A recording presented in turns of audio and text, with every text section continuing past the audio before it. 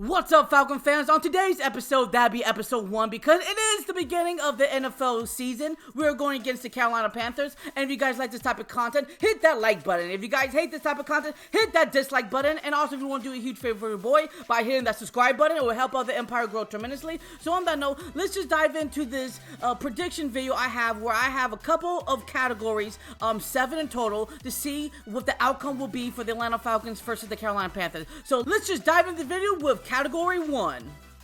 Home field advantage versus home field advantage. And I think, obviously, because the Carolina Panthers have to travel to Mercedes-Benz Stadium, I'm going to give the slight point advantage to the Atlanta Falcons because it is home crowd. I feel like a lot of Falcon fans are going to show out and be very loud so that Bryce Young can hear head coach Frank Reich or offensive coordinator Thomas Brown making play calls for him, because he's so young and this is his first lick into the NFL. So hopefully the crowd can distract him on that.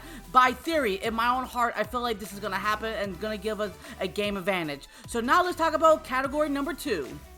Coaches versus coaches. Frank Reich versus Arthur Smith. Now, I could go on for full detail, complete hour, just give you non-soliloquy about these coaches, but I won't bore you guys, so we'll just keep it to the minimum of maximum and just tell you the brief summary of both of these head coaches. So now let's start with Frank Reich first.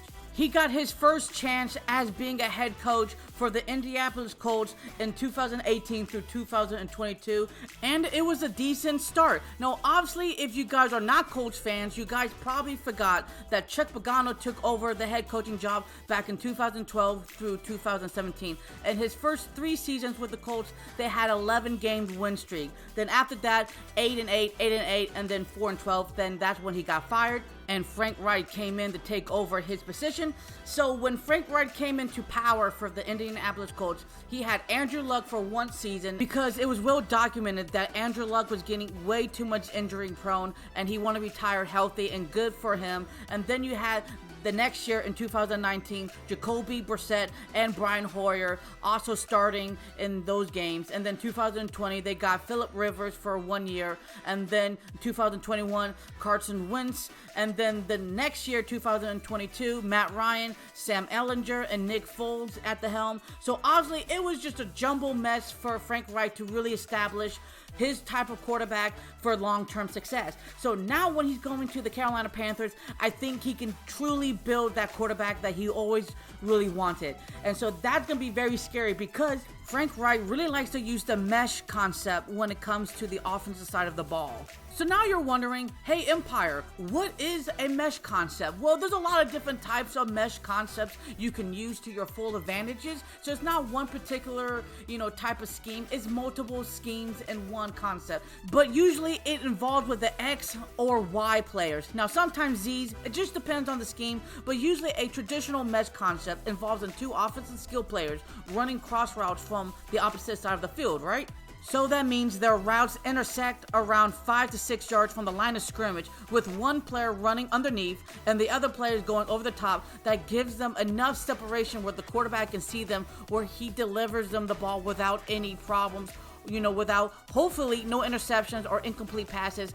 And that also leaves the other players a better chance on one-on-one coverage, or sometimes, if you're very lucky, no single coverage, where he's wide open with just plain green grass around him, where he gets a first down. Or sometimes he gets a touchdown because everybody's looking at the X or Y guy, because those are the guys that the defensive players really have to look after, because they can either make it or break it. So most of the time, the X and Y guys are usually the speedy guys or the guys who know how to create separation with ease, and the linebackers, safeties, and corners always have to adjust wherever they go.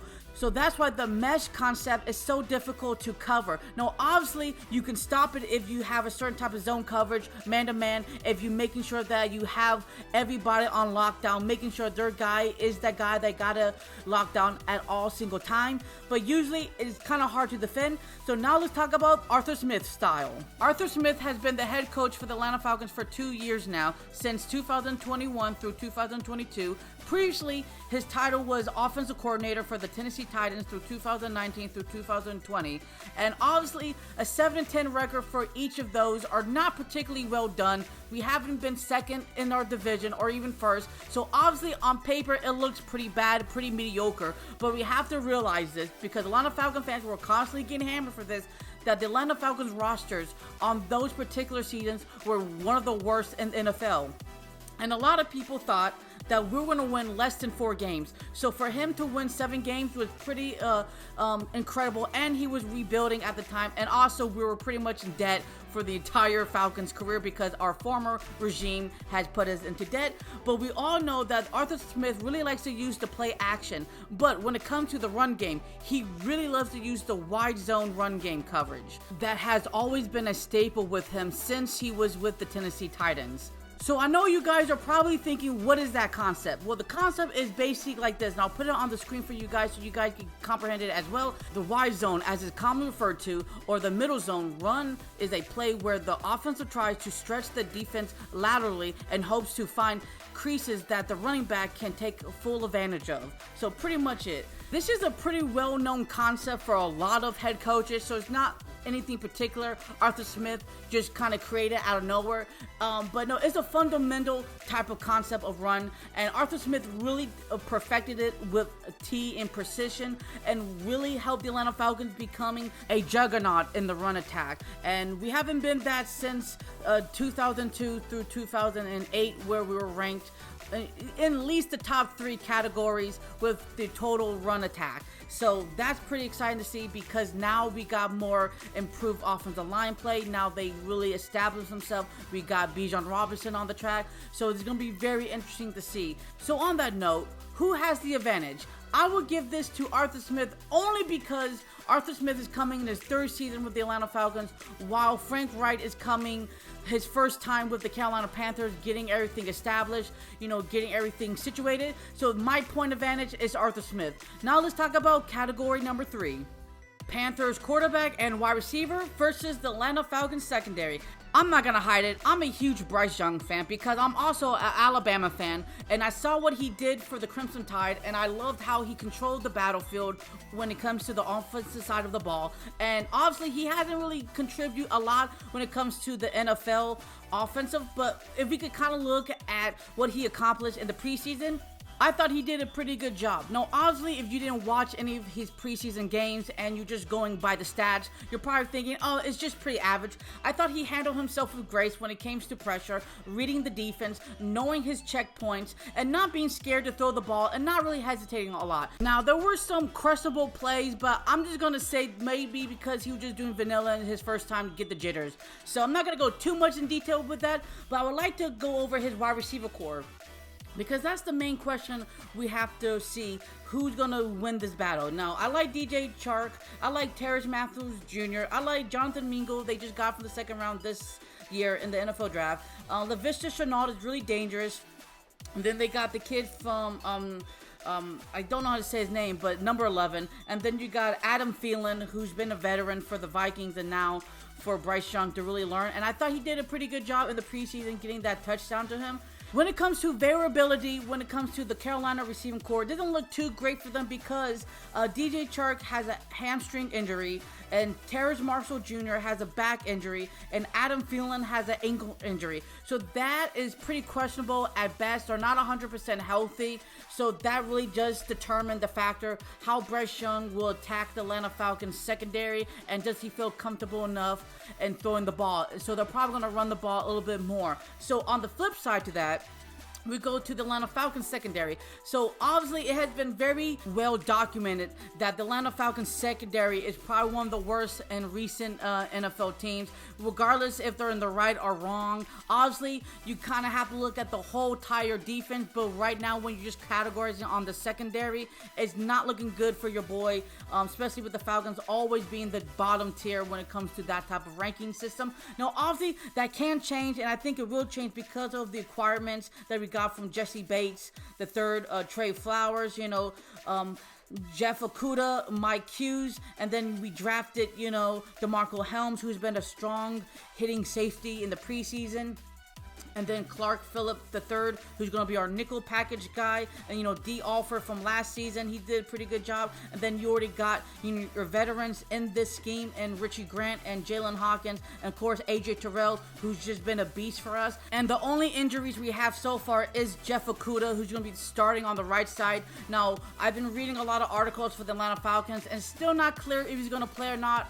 I think a good chance he's not going to start, so that means Trey Flowers will have to start and step in, and I think he can do that, and that gives us the advantage over the Carolina Panthers receiving core because half of them are already in injured list, so that means they're not going to be 100% healthy even if they are on the battlefield. And let's not forget about Bryce Young's connection with his wide receiving core, because obviously DJ Chark, Adam Thielen, and even Jonathan Mingo are all pretty new to the Carolina Panthers offensive scheme, so there's going to be a lot of gel, a lot of connection. They have to kind of interact, have to see if they feel good or don't feel comfortable when they're doing certain type of plays. And what about Bryce Young? Does he feel comfortable enough for throwing those plays if they can make a connection? Unlike I feel like the Atlanta Falcons secondary, where they already have a really strong team bond to go with. So that's why I'm going to give my points to the Atlanta Falcons secondary. So now let's talk about the fourth category.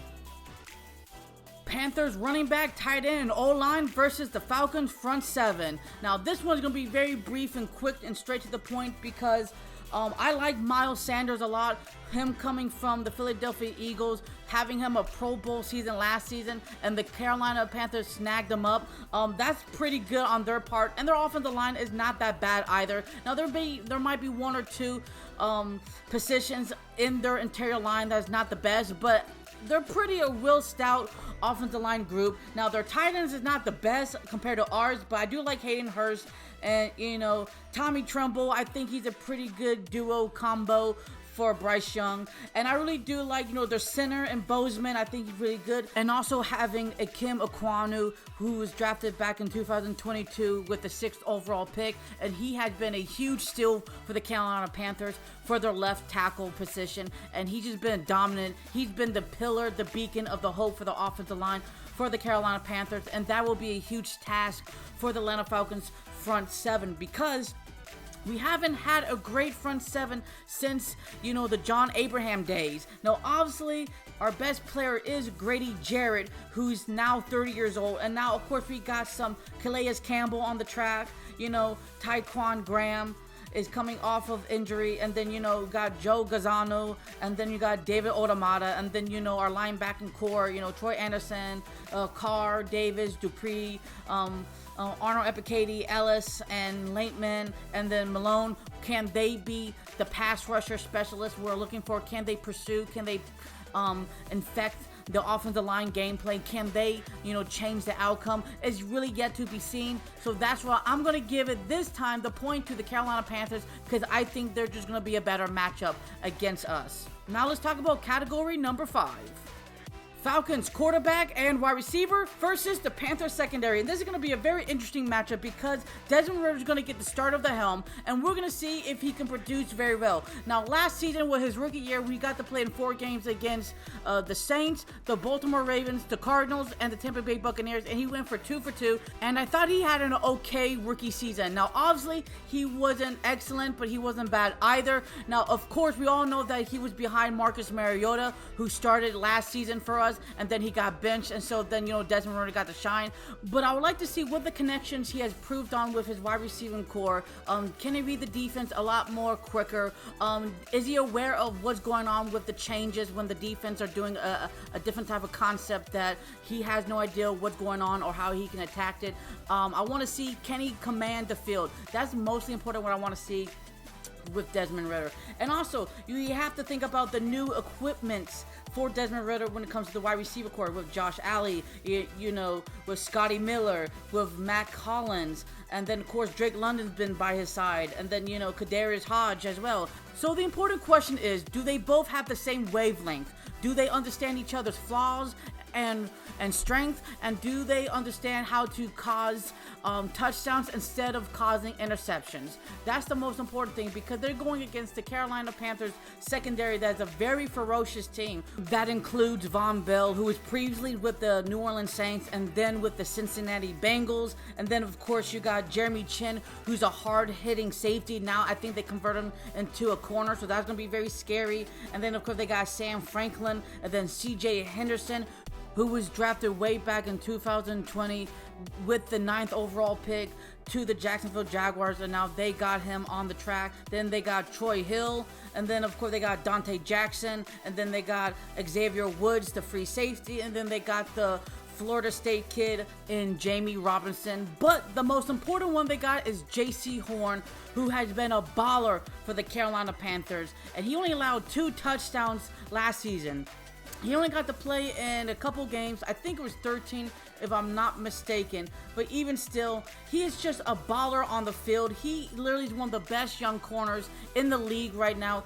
And it's unfortunately that he doesn't get recognized. He should have been in the Pro Bowl last season, because how well I remember when he faced the Falcons in his rookie season, he shut down Kyle Pitts. He shut down the entire offense. And even when he was facing us this season, he shut down Drake London. He also shut down Olamide Zaccheaus when he was targeted 3 times, only caught 1 reception for 12 yards and 1 pass breakup. This kid is a monster. Last season in 2022, he did not allow a single wide receiver to get over 50 yards against him. Against Cooper, Shepard, Thomas, Brown, Samuel, London, Higgins, Zaccheaus, Duvernay, Sutton, McCaffrey, Pickens, Clark. Those are the type of receivers he shut down completely. This guy is a monster. He's a freak. And I'm going to give it to the Carolina Panthers secondary just because I think they're just a little bit better when it comes to the wide receiving core for the Atlanta Falcons as we speak right now. So the point goes to the Carolina Panthers. So now let's continue on with category 6. The Falcons running back, tight end, O-line versus the Panthers front 7. And this will probably determine how the Atlanta Falcons are going to win or lose this game, because how you move the chains will dictate what type of plays you're going to use, short, medium, or long plays. And for the run game, is going to be spectacular because we have 3 capable running backs, can definitely be a starter for any other team. We have Tyler Algier, who ran for 1,000 rushing yards, for a rookie who was a 5th round draft pick last season. Then you got CP, who's been a staple guy so far in the run game. And then we just got Bijan Robinson, who was drafted 8th overall this year's draft class, coming out of Texas, and he's going to be a star for us. And of course, I can't forget about the veteran and Keith Smith, the fullback, as well. Now let's talk about the offensive line, and I think they're the best of the best when it comes to the NFL. So you got, the rookie Matthew Bergeron, the guard. Then you got Drew Daltman. Then you also got, Chris Lindstrom, who's just been a baller ever since coming in the lead. And then you got Jake Matthews and then Caleb McGarry. They're all a great fit unit for the offensive line. Now let's quickly talk about the tight ends, because Desmond Ridder really likes to use the tight ends, and obviously Arthur Smith really loves using the 2 tight end sets. We got Kyle Pitts, a really young guy who's coming in the league, balling out. Second year, not so much, but I feel like he could have a bounce back season. Then you have a guy in Jonnu Smith, who was previously with the Tennessee Titans with the former Arthur Smith as offensive coordinator. Then he went with the Patriots, now coming back with his head coach, so that's a huge plus. Then you got John Fitzpatrick, who was drafted a couple of years ago, can't quite remember, out of Georgia, and so now he's getting a chance to be a great pass blocking tight end and hopefully receiving as well. And then you got McCool Pruitt coming back, that he was picked up last season with the Atlanta Falcons, and he did a pretty good job with Desmond Ridder's connection. Now let's talk about the Carolina Panthers front 7. The player we have to watch out the most is Derrick Brown, who's just been a baller for the Carolina Panthers, where he absolutely just devastated the Atlanta Falcons offensive line just by himself against that primetime game where we lost pretty badly, and he just made Chris Lindstrom look like Swiss cheese. And they also picked up Shy Tuttle from the New Orleans Saints, so that's also a huge huge bonus for them. And then you got to think about Brian Burns, who's been a pass rusher nightmare for a lot of teams. Now, he was drafted back in 2019 out of Florida State, and he had a career year in 2022 where he got 12.5-point sacks. And so he's going to keep getting even stronger and more explosive, and he's going to be more dominant than ever. So we have to watch out for him. And they really have two good linebackers in Frankie Louvu and Shaq Thompson, who've been a baller for them since coming with the Carolina Panthers. And then they got Gross Matos, who can either be a hit or miss sometimes, but I still wouldn't count him out because you just never know when he's going to make a play or not. So I do like the Panthers front seven, but I think the Atlanta Falcons just have way more firepower when it comes to the running backs, tight ends, and offensive line, where the front seven can't handle all of them all at once. So obviously there are going to be some missed opportunities for them to handle them. So that's why I'm going to give my points to the Atlanta Falcons. So now let's talk about the last seventh category. Special teams versus special teams. We're going to start over with the Carolina Panthers kicker and Eddie Pinheiro, who's actually a pretty decent kicker for them. Now, he made 33 out of 35. Now, most Falcon fans will probably remember that he missed that one field goal opportunity for them to beat us against that crazy-ass, overtime game. But he messed that up. But if you really look at the stat-wise, he's been hitting solid, from good distance yardage. So he's a really well-rounded kicker so far in his 6 teams so far coming into the league in 2018, undrafted out of Florida. So now let's talk about Younghoe Koo's situation with the Atlanta Falcons. They're almost identical when it comes to field goals attempt and field goal points, but the major difference is the 50-yard plus lane, because Eddie had 2 attempts, got both of those, but Koo had 11 and only capitalized on 7. So, it is what it is, and you really can't argue in saying that one is better than the other, but clearly is not, because statistically they're almost identical with each other. So I will have to give them, just on the kicking aspect, a tie. So when it comes to the punt and kickoff returns, obviously CP is the GOAT, and there's no disputing that. And for the Carolina Panthers, they have Raheem Blackshear. Now, obviously, I don't know if he's going to be good or not. I don't know. He has done a lot of punt returns in the past. He probably have. I just never seen him make any major plays where, the NFL will post that video. So I think it's complete, tie with each other. So when it comes to, special teams versus special teams, I'm going to give this an equal equality over here. So nobody gets the points. So what is the final prediction of this game? I think the Atlanta Falcons are going to win it big with 30 points to 17. It's going to be our first dub of the season. So hopefully I'm right. If I'm wrong, well, then it's going to suck when people are going to hit down the comment section when I do my what the hell happened video, for the next week. So on that note, if you guys lasted this long to the very end of the episode, thank you. I understand this is a really doozy long video. So thank you guys for watching these type of content. There's more videos up on the screen. So what do Falcons do? Rise up. Until the next episode, show love and peace to the world, and peace.